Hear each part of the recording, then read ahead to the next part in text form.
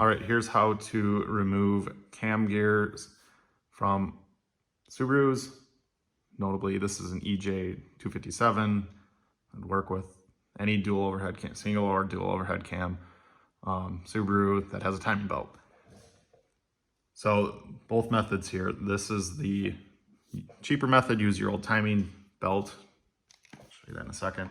And then there's also tools, which are much easier. But basically cut your old timing belt that you don't care about and wrap it around whichever cam gear you're going for. First, I've got the cap off of here, 8mm. Inspect your seal there. This O-ring's usually good. Before you start this job, I would order new cam seals. If you've got ACVS like I do, then the intake is going to be larger than the exhaust cam seal. If you don't, I believe they're all the same, but you know, call Subaru, give them your VIN, get your 4 cam seals. Most guys, when they use a timing belt, they'll do a 2-wrench vice grip method. I use 3. I pull it as tight as I can, and keep in mind when you're doing driver's side, you know, this is going to go counterclockwise, so this is the more critical part of the belt than here, but both are tight. Just keep that in mind. When you do the passenger side, it's gonna, you know, again, you're gonna rotate it counterclockwise to remove the bolt. The top definitely needs tension. So if you're having trouble getting both to have tension, just make sure, you know, on the passenger side, the top has the tension. On the driver's side, the bottom has the tension. So anyway, I locked this one, I locked this one. That's why I like using 3. Now I've got it secured very well around the crank. And then I finally do this one. If I didn't have this one, there'd be a ton of slack here. And then make sure you don't, you want it tight, but you don't really want to push really far this way because when you go counterclockwise here, that's going to pull this way, and this is a plastic cam gear pull. You could easily break it. So keep it away. And then, you know, that's going to slow your project down. I'm sure it's $80 or something too.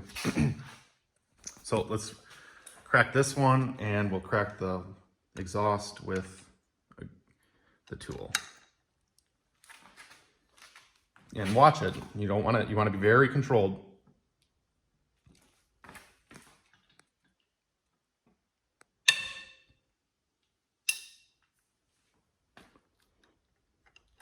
Usually they pop even louder than that, but these have these were removed not too long ago.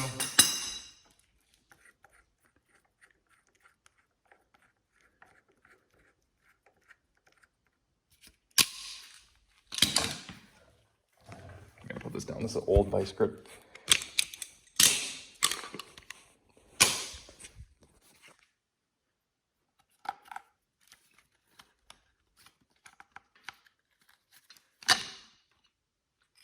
That jumped a little bit, but that's okay. I had this double line down.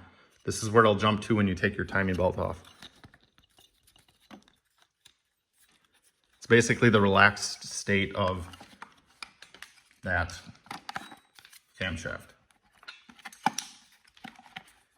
And I've got my crank pulley there lined up, so I'm not worried about it.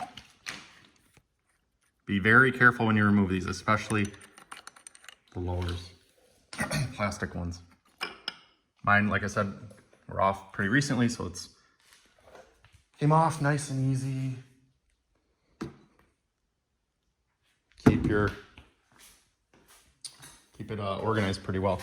You don't want to mix up left and right on anything. All right, next one. Let me set this down. I might not be able to crack it holding the phone, but these teeth on this tool line up inside those teeth and those teeth. They make the ACVS ones, which